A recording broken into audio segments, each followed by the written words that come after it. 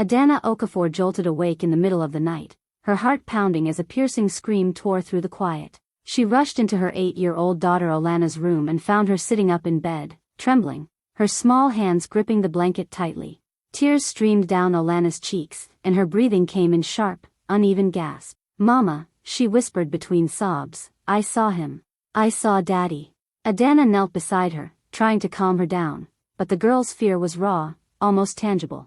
Olana's voice shook as she spoke, every word sending a chill down her mother's spine. "It was Daddy, but not like Daddy. His eyes were black, Mama. All black. And his hands, they were dripping with blood." Adana froze, unsure what to say. She pulled her daughter close, stroking her hair, telling her it was just a bad dream. But deep inside, the way Olana's body shook, the way her voice broke, didn't feel like a child's imagination. She tried to convince herself there was a simple explanation, maybe something Olana had seen during the day. Yet, when she asked gently if she had watched anything scary, Olana shook her head. For a moment, silence filled the room, broken only by the soft hum of crickets outside. Adana glanced at the door, half expecting her husband Chikwudi to walk in and comfort them. But the house remained still. She tucked Olana back into bed, though the girl clung to her hand and begged her not to leave. Adana stayed until her daughter's eyes finally closed, but sleep didn't come easily for her. The image painted by Olana's words lingered, those black, soulless eyes, the bloodied hands. She lay awake for hours, staring into the darkness, telling herself again and again it was only a nightmare. But the unease wouldn't go away. Something in her heart told her this wasn't over. Something in her daughter's dream had reached into the real world, and it had her husband's face. That night, Adana made a silent promise. Whatever this was, Chikwudi walked into the room, rubbing his eyes, his voice thick with sleep as he asked what was going on. Adana quickly explained, still holding Olana close. She told him about the dream, how their daughter saw his face with black eyes and blood on his hands. Chikwudi let out a short laugh, shaking his head. "It's just a bad dream," he said firmly. "She probably watched something scary. You know how kids are." He then added that he'd heard from a neighbor earlier that Olana had been playing at their house and there was a horror movie on the TV. "That's it," he said, almost dismissively. "Her mind is just making things up."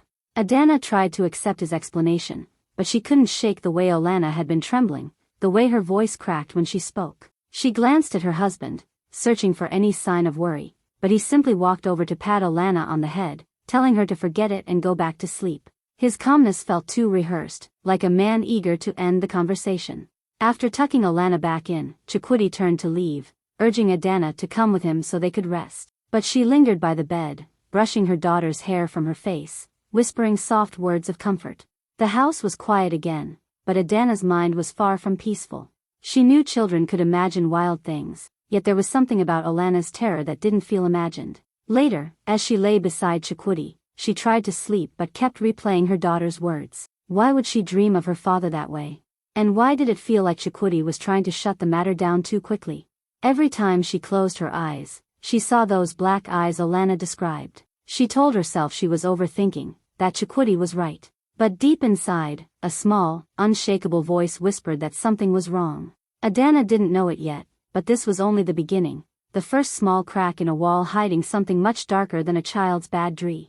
The following night, the house was quiet again, and Adana hoped the nightmare was behind them. But just past midnight, a scream shattered the silence. It was sharper, more desperate than the night before. She rushed to Olana's room and found her curled against the wall, eyes wide with terror, sweat glistening on her forehead. "Mama!" He was there again. Olana's voice was trembling, her breath coming in short gasps. Adana pulled her close, feeling her tiny heart pounding against her chest. "It was Daddy," Olana whispered, her eyes darting toward the dark corner of the room. "He was chasing me, but he kept calling me a name. Neka. Over and over. Neka." The name froze Adana in place. Her arms stiffened around her daughter. She knew that name. Everyone in the family did. Neka wasn't just any name, it was the name of Chikwidi's first wife, the woman who had died years ago under circumstances people never spoke about openly. Adana tried to keep her voice steady, asking Olana if she knew what the name meant. The little girl shook her head, insisting she had never heard it before. That sent a cold wave through Adana's body. How could she dream of something so specific? She stayed with Olana until she calmed down, but her mind was spinning. The first dream could be blamed on imagination or a scary movie. But now? Now there was a name from the past, one her daughter should not have known. When Chikuti came in, rubbing his eyes, she told him briefly what happened. His expression didn't change much, but she caught the flicker of something in his gaze, a quick shadow that vanished as he said, "It's just another dream, Adana. Don't fill her head with nonsense." But lying awake later, Adana couldn't dismiss it. The way Olana described his voice calling out, "Neka," felt too real, too deliberate. She stared into the darkness, clutching the bedsheet, and a thought crept in that made her chest tighten. Maybe these dreams weren't just dreams at all. One quiet afternoon, while Chikuti was out, Adana decided to clean the storage room. It was a cramped space filled with dusty boxes and forgotten belongings. She opened one box at the back, thinking it only held old clothes, but beneath a pile of fabric, her fingers brushed against a frame wrapped in newspaper. Curious, she unwrapped it, and froze. It was a wedding photograph. Chikuti stood beside a beautiful young woman in a white gown. She recognized her instantly from old whispers, Neka, his late wife. They were smiling, but something in the picture made her skin prickle. Chikuti's eyes in that photo weren't the warm brown she knew. They were darker, almost pitch black, with a strange, intense glare. And his hands, resting on Neka's shoulders, seemed tense, almost gripping. Her mind flashed back to Alana's trembling voice describing her dream. Black eyes, blood on his hands. The similarity was so sharp it made her chest tighten. She sat there for a long moment, staring at the image, trying to convince herself it was just the lighting, just her imagination. But the unease in her stomach wouldn't fade. When Chikuti returned home, she showed him the photograph and asked why it was hidden away. His face stiffened instantly.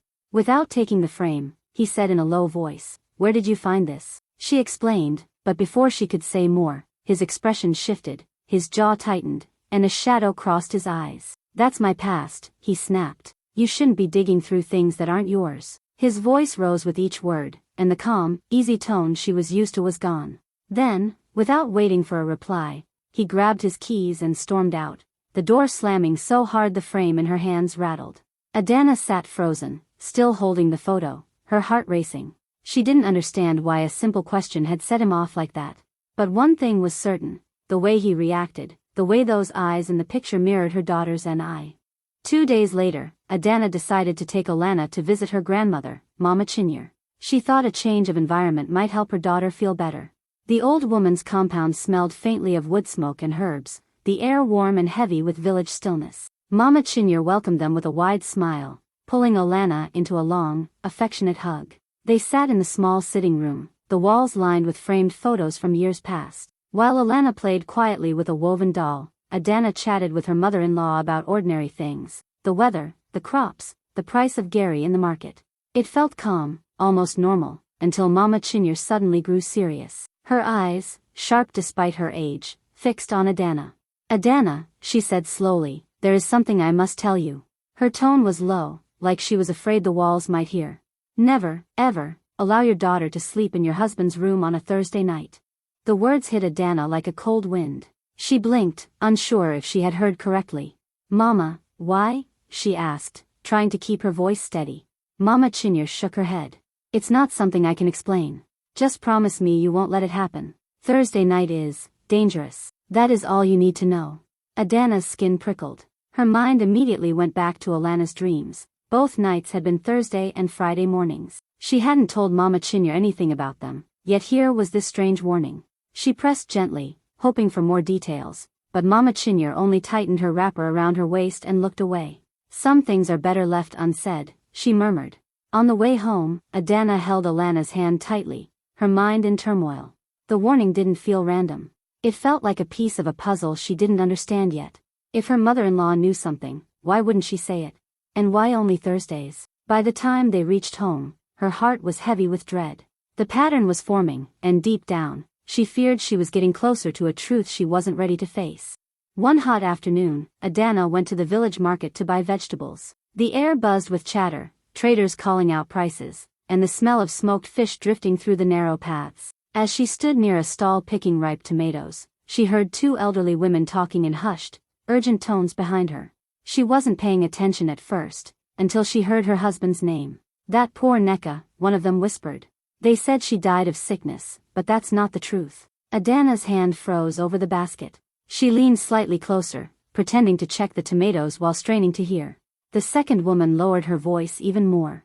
She told people before she died that Chikuti was trying to kill her in her sleep. She woke one night to find him standing over her, whispering strange things. They said she ran to her mother's house the next day, but she was found dead before the week ended.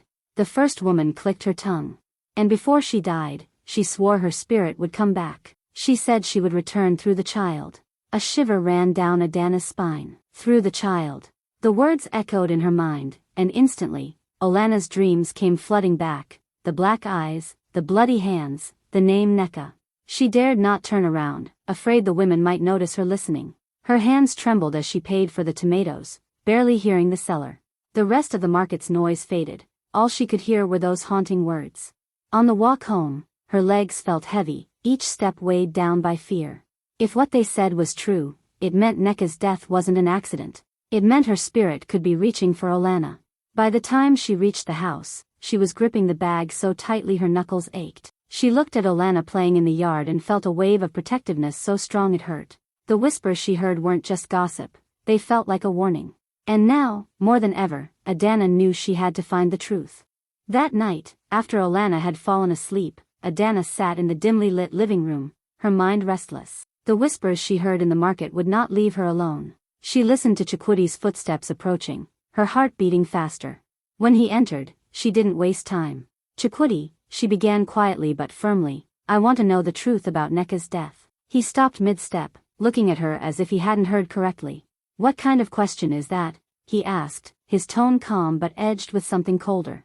I heard things today, Adana continued, forcing herself to meet his gaze. They said she didn't die of sickness. They said she accused you of trying to kill her in her sleep. For a long moment, silence filled the room. He didn't move, didn't blink, just stared at her. The shadows from the lamp flickered across his face, making his eyes look darker. Adana felt her palms grow damp, but she didn't look away. Finally, he stepped closer, his voice low. People talk, Adana. That's what they do. They twist stories, they create lies. Then tell me your truth, she pressed. His jaw tightened. He looked at her for what felt like forever, and she thought for a moment he might actually tell her. But instead, his lips curved into a faint, almost bitter smile. Some things, he said slowly, are better left buried. The words felt like a door slamming in her face. Before she could respond, he turned and walked toward the bedroom, leaving her sitting there in stunned silence. Adana's chest felt heavy, her thoughts spiraling. The way he avoided the question, the way his eyes lingered on her before speaking, it was as if he was warning her not to dig deeper. But how could she stop now? She looked toward Olana's room, her daughter sleeping peacefully, unaware of the storm gathering around her. Adana knew one thing, whatever was buried in the past was now creeping into their present, and she had to uncover it before it swallowed them both. Thursday night arrived like a shadow Adana couldn't shake. All day, she moved through the house in silence, her mind fixed on Mama Chinyer's warning and the whispers she had overheard. By nightfall, she had made her decision. She told Chikuti she was tired and would sleep in the living room, curling up on the couch. But her eyes stayed open, fixed on the hallway that led to Olana's room. The house was quiet except for the ticking of the wall clock. Minutes dragged into hours. Around 2 a.m., she heard the soft creak of their bedroom door opening. Her pulse quickened. Chikuti's figure emerged from the darkness, moving slowly toward Olana's room. Adana slid silently to her feet, staying in the shadows as he pushed open the door to their daughter's room. She stepped closer, just enough to see inside. Olana was asleep, her small chest rising and falling peacefully. Chikuti stood over her bed, his posture stiff, his breathing heavy. Then, in a voice so low it sent shivers up Adana's spine, he whispered, Neka, you came back. The sound of that name in the dead of night made her skin crawl. She saw his hand reach out, hovering over Olana's neck. His fingers trembled, then began to curl, as if ready to close around her throat. Adana's heart pounded in her ears. For a split second, she froze, her mind screaming at her to move. When his hand lowered closer, she stepped into the doorway, her voice sharp and shaking. Chikuti. He jerked back, startled, his eyes wide for a moment before narrowing. Neither spoke. The silence between them was thick, dangerous. Without a word, he turned and brushed past her, leaving the room. Adana rushed to Olana's side, kneeling by the bed. Her daughter stirred but didn't wake. She stroked her hair, holding back tears. Whatever doubts she had before were gone. This was no dream, no coincidence. Something dark had taken root in her home, and it had Chakwoodi's face. Now, she knew she had to act before Thursday night came again. Adana didn't sleep after what she saw that night. She lay on the couch, every nerve on edge, listening for the slightest sound from Alana's room. Just before dawn, she made up her mind. They couldn't stay another night in that house. When the morning light began to seep through the curtains, she quietly packed a small bag with Alana's clothes and a few essentials. Her hands trembled as she folded each item, her ears straining for any sign that Chakwoodi had woken. She tiptoed into Alana's room, gently shaking her awake. "We're going to Uncle Emeka's house," she whispered. Alana's sleepy eyes blinked in confusion, but she didn't ask questions. Adana lifted her into her arms, the weight of her child grounding her resolve. She moved quickly, her bare feet silent on the floor, and opened the front door as quietly as she could. The morning air was cool, but her skin was damp with sweat. Every step toward the main road felt like it took forever, her heart pounding at the thought of Chakwoodi stepping out and stopping them. They reached her uncle's compound just as the sun began to climb. Uncle Emeka, a tall, broad man with kind eyes, opened the door and saw the fear on her face. She didn't give details, only saying she needed to stay for a while. He nodded, no questions asked, and led them inside. That night, for the first time in days, Alana slept peacefully. Adana stayed awake, listening to the crickets outside, her mind replaying every moment of the last week. The next morning, word spread through the village. Chakwoodi was gone. No one had seen him leave, but his house was empty. The only thing left behind was a single object placed neatly on the table, the wedding photograph of him and Nneka, the one with the black, haunting eyes. Adana stared at that photo when it was brought to her, a chill running through her. She didn't know where he had gone, but she knew one thing: he wasn't finished. And as long as he was out there, they would never truly be safe. Weeks passed, and life at Uncle Emeka's house slowly began to feel normal again. Alana no longer woke screaming in the middle of the night, and the dark circles under her eyes faded. Adana tried to push the memories aside, telling herself they were safe now. She still locked the doors early each evening and kept a close watch on her daughter, but the heavy fear in her chest had started to ease. One cool night, after dinner, Alana curled up beside her and fell asleep quickly.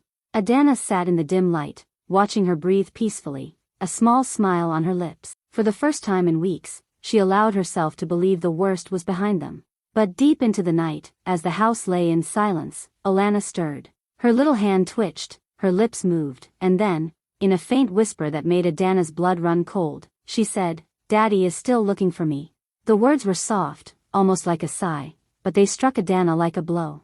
She sat frozen, her heart thundering in her ears. Slowly, she leaned closer to make sure she'd heard right, but Alana had already gone still again, her breathing steady as if nothing had happened. Adana's eyes darted to the window, to the shadows in the corners of the room.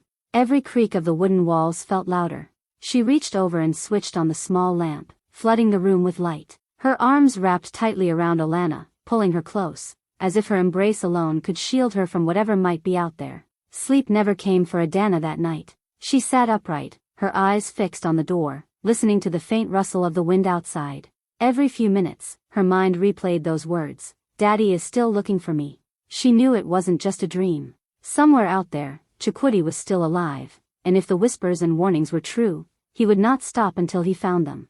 That night, with the lights burning until dawn, Adana vowed she would never let him get close again.